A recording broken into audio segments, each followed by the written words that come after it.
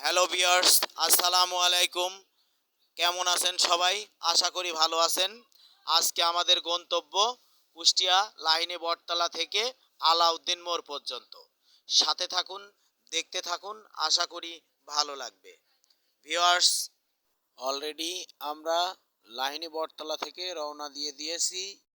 সামনে যে মোড়টা পড়বে সেটা খুবই গুরুত্বপূর্ণ এবং ইম্পর্টেন্ট একটা বিষয় নিয়ে কথা বলছি। এটা হলো দবির মোল্লার গেট। এই গেট থেকে কুষ্টিয়ার ঐতিহ্যবাহী লালন সাইজির মাজারে যাওয়ার একটা রাস্তা বের হয়ে গেছে। বাম সাইড দিয়ে গেলেই সেই লালন সাইজির মাজার পাওয়া যায়। দেখতে থাকেন ভিউয়ার্স, আশা করি ভালো লাগবে। সেই দবির মোল্লার গেট পার হয়ে একটু ফাঁকা জায়গা, সেখান থেকেই পার হলেই আরেকটা মোড় বাদে। এই মোড়ের নাম মীর মোশাররফ হোসেন মোড়। এখান থেকে ডান দিক দিয়ে একটু গেলেই সাহিত্যিক মীর মোশাররফ হোসেন, কুষ্টিয়ার তিনিও একজন বিখ্যাত। আমরা এই পথ দিয়েই যাওয়ার জন্য বের হয়েছি। মেঘাচ্ছন্ন পরিবেশ, বাইরে বৃষ্টি হচ্ছে, প্রচুর বৃষ্টি আপনারা দেখতে পাচ্ছেন। বৃষ্টিতে প্রচুর সমস্যা হচ্ছে আমাদের গাড়ি নিয়ে যেতে।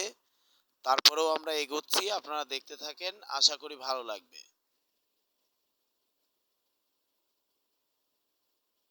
এই যে মোড়টা পার হলাম, এইটাই সেই মীর মোশাররফ হোসেন মোড়। এইবার চলে আসলাম কুষ্টিয়ার বুকের উপর দিয়ে বের হয়ে গেছে গড়াই নদী। এই নদীর উপর দিয়ে একটা ব্রিজ, সেই ব্রিজটার নাম সৈয়দ মাসুদ রুমি সেতু। আমরা এখন মাসুদ রুমি সেতুর ওপরে প্রায় উঠবো ভাব। এই যে আপনারা দেখতে পাচ্ছেন, বৃষ্টির মধ্যে প্রচুর বৃষ্টি হচ্ছে। হয়তো আপনাদেরকে ক্লিয়ার দেখাতে পারছি কিনা জানি না, আপনারা দেখলে বুঝবেন। আশা করি বুঝতে পারছেন। এই যে ব্রিজটা পার হচ্ছি, এইটা সৈয়দ মাসুদ রুমি ব্রিজ। তো দেখতে থাকেন, আশা করি ভালো লাগবে। আমরা এই ব্রিজটা এখন ক্রস করছি। ব্রিজ ক্রস করলেই নিচে নেমেই আরেকটু আগায় গিয়ে একটা রাস্তা আছে, যেটা বামে চলে গেল। ওই জায়গাটার নাম কালুর মোড়। এই কালুর মোড় থেকে যে বামে রাস্তাটা চলে গেল, এটা চলে গেছে কুমারখালী থানার অন্তর্ভুক্ত একটি ইউনিয়ন, যার নাম কয়া ইউনিয়ন। এই কয়া ইউনিয়নেই বসবাস